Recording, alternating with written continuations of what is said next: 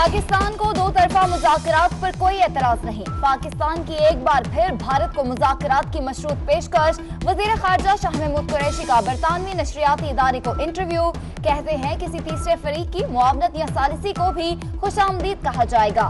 पाकिस्तान ने मुज़ाकरात से कभी इनकार नहीं किया। भारत की जानिब से मुज़ाकरात का माहौल दिखाई नहीं दे रहा।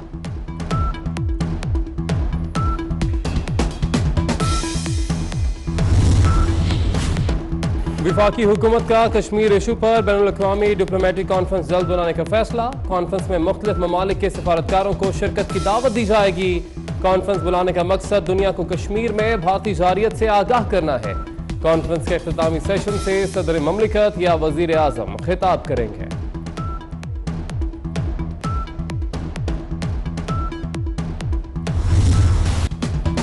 जन्नत नज़ीर वादी में बदतरीन लॉकडाउन का 27वां रोज। काबिज भारतीय फौज का कश्मीरियों के खिलाफ क्रैकडाउन रात भी जारी रहा। औरतों और बच्चों को भी आंसू गैस और पैलेट गन्स का निशाना बनाया गया। भारतीय फोर्सेस की हिरासत से 8000 अफराद लापता। कश्मीर मीडिया सर्विस की रिपोर्ट में बताया गया कि खानदान वालों को अपने प्यारों की मालूमात नहीं दी गई। गुमनाम कब्रें लापता अफराद की हो सकती हैं।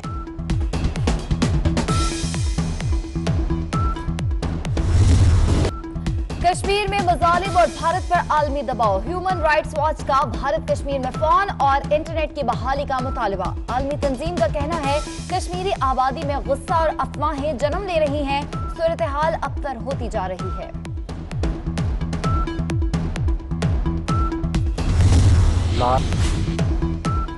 आलमी और भारतीय मीडिया मुसलमानों की नस्लकुशी की रिपोर्ट्स जारी कर रहा है। नस्लकुशी रिपोर्ट्स पर खतरे की घंटियां बजनी चाहिए। वज़ीर आज़म इमरान खान की मुसलमानों पर भारतीय मुजालिम पर ट्वीट। भारतीय टीवी और बरतानवी जरीदे की रिपोर्ट्स भी शेयर की।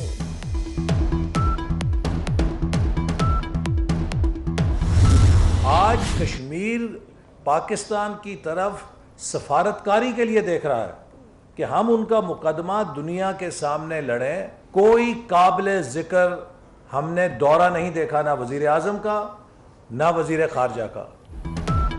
आलमी और भारतीय मीडिया मुसलमानों की नस्लकुशी की रिपोर्ट्स जारी कर रहा है। नस्लकुशी रिपोर्ट्स पर खतरे की घंटियां बजनी चाहिए। वजीर आजम इमरान खान की मुसलमानों पर भारतीय मजालिम पर ट्वीट। भारतीय टीवी और बरतानवी जरीदे की सड़कें बंद करने के बजाय सिफारतकारी करना है। कश्मीर पाकिस्तान की सिफारतकारी की तरफ देख रहा है।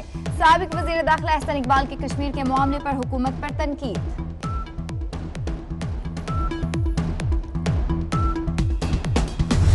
Prevent a bigger crisis from erupting, because already there is a human rights crisis and a humanitarian crisis in occupied Kashmir.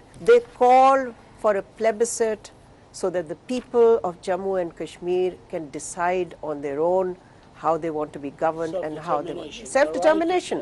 The issue of Kashmir has also been on the agenda of the Security Council. It is time for the international community to act. It is time for them to act before it is too late.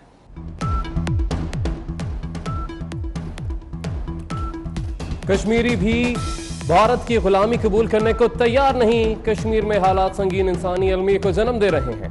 अक़वाम मुत्तहिदा में मुस्तकिल मंदूब मलिहा लोधी का कहना है कि कश्मीरियों को हक़ खुद इरादियत से दस्तबरदार नहीं किया जा सकता। अब आलमी बिरादरी को कुछ करना होगा। सलामती काउंसिल अपनी करारदादों पर अमल दरामद यकीनी बनाए। मकबूजा कश्मीर में 27 रोज से कर्फ्यू है। बच्चों को तालीम, मरीजों को इलाज तक मुयस्सर नहीं। कश्मीरी हुर्रियत रहनुमा मिशाल मलिक भारतीय मुजालिम पर बरस पड़ी। कहती हैं मकबूजा वादी दुनिया की बड़ी जेल में तब्दील हो चुकी।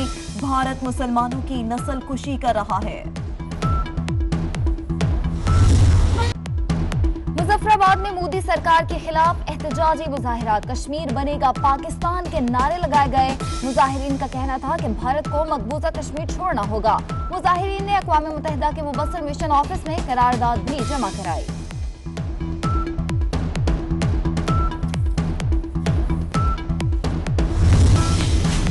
यूरोपीय पार्लियामेंट की खारजा उमूर कमेटी ने मकबूजा कश्मीर की सूरत हाल पर रिपोर्ट तलब कर ली। कमेटी का इजलास ब्रसल्स में 2 सितंबर को होगा। वजीर आजम आजाद कश्मीर आज़म फारूक हैदर भी इजलास में मौजूद होंगे। कमेटी अरकान को ताज़ा सूरत हाल से आगाह किया जाएगा।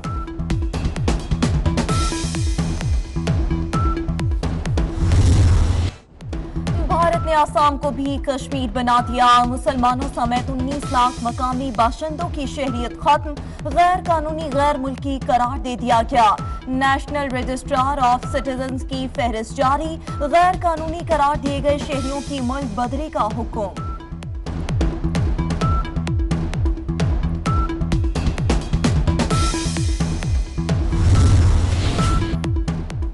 कराची की एहतसाब अदालत का बड़ा फैसला। पाकिस्तान स्टील मिल्स में 4 अरब के करप्शन रेफरेंसेस का फैसला सुना दिया। साबिक चेयरमैन मोइन आफ्ताब और दीगर मुल्जिम बरी। नैब मुल्जिमान के खिलाफ इल्जाम साबित करने में नाकाम। मोइन आफ्ताब शेख और दीगर के खिलाफ मजीद 6 रेफरेंस जेर समाअत। एफबीआर को 60 अरब के टैक्स शॉर्टफॉल का सामना। एफबीआर 2 माह का टैक्स हदफ हासिल करने में नाकाम। अगस्त में एफबीआर ने 292 अरब रुपए के टैक्स इकट्ठे किए। टैक्स टारगेट 352 अरब रुपए था।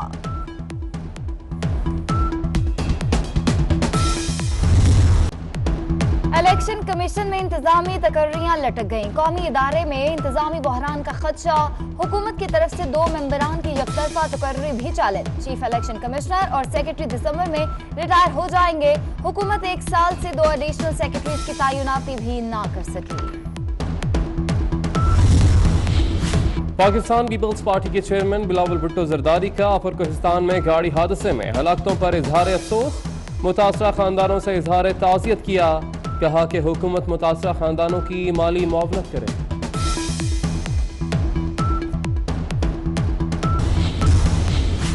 कराची में सीटीडी की बड़ी कार्रवाई। कलदम लश्कर झंगवी का अहम रुकन शरीफुल्लाह गिरफ्तार। 2 लाख की नकदी बरामद। शरीफुल्लाह चौधरी असलम धमाके में मुलव्विस नईम का भाई है।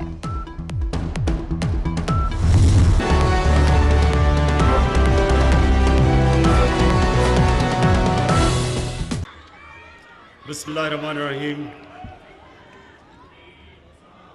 इय्याका नअबुदु व इय्याका नस्तईन। आज सारा पाकिस्तान, जिधर भी पाकिस्तानी है, चाहे वो हमारे स्कूल के स्टूडेंट्स हैं, चाहे कॉलेज के, चाहे दुकानदार, चाहे मजदूर, सरकारी नौकर, सब आज हम सब अपने कश्मीरियों के साथ खड़े हैं। हमारे कश्मीरी बहुत मुश्किल वक्त से गुजर रहे हैं। तकरीबन 80 लाख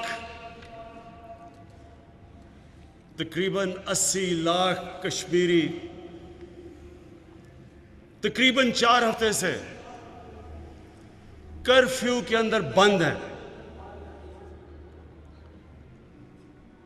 सबसे पहले तो आज का मकसद अपने कश्मीरियों को यह बताना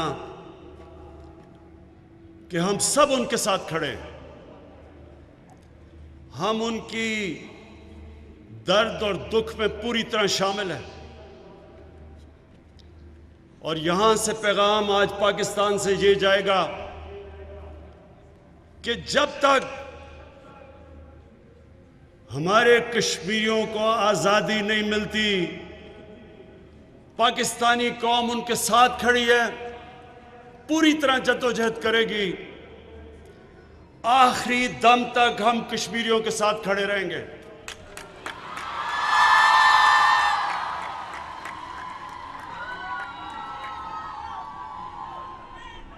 यह जरूरी है कि हम सबको समझना कि यह किस तरह की हुकूमत,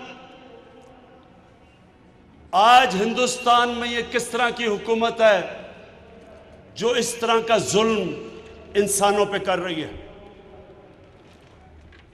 इनको समझने के लिए हमें आरएसएस की फिलॉसफी, उसका नजरिया, उसकी आइडियोलॉजी समझनी पड़ेगी।